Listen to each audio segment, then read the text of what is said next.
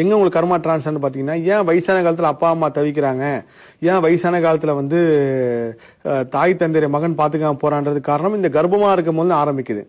என்னோட தாழ்மையான வேண்டுகோள் என்ன, உங்க மனைவி கர்ப்பமா இருக்காங்க, இல்ல உங்க அக்கா தங்கச்சி யார் கர்ப்பமா இருந்தா அவங்க நல்லா பாத்துங்க. காரணம் என்ன, அந்த குழந்தைக்கு வந்து எல்லாமே உள்ள ரெஜிஸ்டர் ஆகுது. சில குழந்தைங்க பாத்தீங்கன்னா வெளியில வந்து பிறந்ததுக்கு அப்புறம் அப்பா மேல பாசமே இருக்காது, அப்பாவை பார்த்து எரிச்சலா இருக்கும். இல்ல ஒரு சில குழந்தைங்க வந்து அம்மா மேல பாசமே இருக்காது, ரொம்ப ரொம்ப அம்மா மேல கோவப்பட்டே இருப்பாங்க, வந்தாலே எரிஞ்சு நின்று உலகம். இந்த மாதிரி நடக்கிறது எதனால நடக்குதுன்னா, அந்த குழந்தை வயிற்றுல இருக்கிறப்ப அந்த குழந்தையோட ஆன்மா வந்து எல்லா விஷயத்தையும் ரெஜிஸ்டர் பண்ணுது. அம்மா வந்து அடிக்கும் போது, மாசமா இருக்கும் போது அப்பா மேல அது கோபமாயிருது. அதே சமயத்துல அப்பா வந்து அம்மாக்கு ஏதாவது ஒரு கெடுதல் செய்யறாரு, இல்ல திட்டிட்டே இருக்காரு, நீங்க வயிற்றுல இந்த குழந்தை எதுக்கு பெத்த.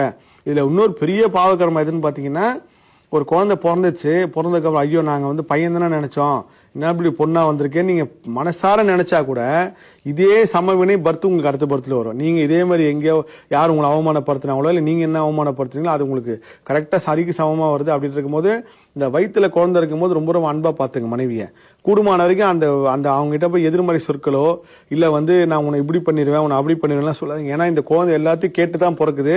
பிறந்ததுக்கு அப்புறம் கடைசியில அது உங்களை பாசம் இல்லாம, அப்பா அம்மா மேலேயும் பாசம் இல்லாம தனித்துவமா வளர ஆரம்பிக்குது. இது வந்து பெரிய உண்மை. சைக்காலஜிக்காவும் அறிவியல் ரீதியாகவும் இது உண்மை, ஸ்பிரிச்சுவல் ரீதியாகவும் உண்மை, நான் கர்ம ஆராய்ச்சியிலும் கண்ட உண்மை. அதனால குழந்தை வயிற்றுல இருக்கும்போது எல்லாரும் அன்பா பாத்துங்க. அந்த சமயம் தான் உங்களோட கர்மா டிரான்ஸ்ஃபர். நீங்க கடைசி காலம் நல்ல சாப்பாடு சாப்பிட்டு பெட்ல படுத்து உயிர் பிரியற மாதிரி போகணுமா, இல்ல யாருமே பாத்துக்க முடியாம ஏதோ ஒரு முதியோர் இல்லத்திலயோ இல்ல எங்கேயாவது ஒரு தனிப்பட்ட வகையில போகணுமான்றது நீங்க மனைவி வயிற்றுல இருக்கும் போதே நடந்துக்கிறத பொறுத்து மட்டும்தான் அமைதுன்றது ஒரு பெரிய உண்மை.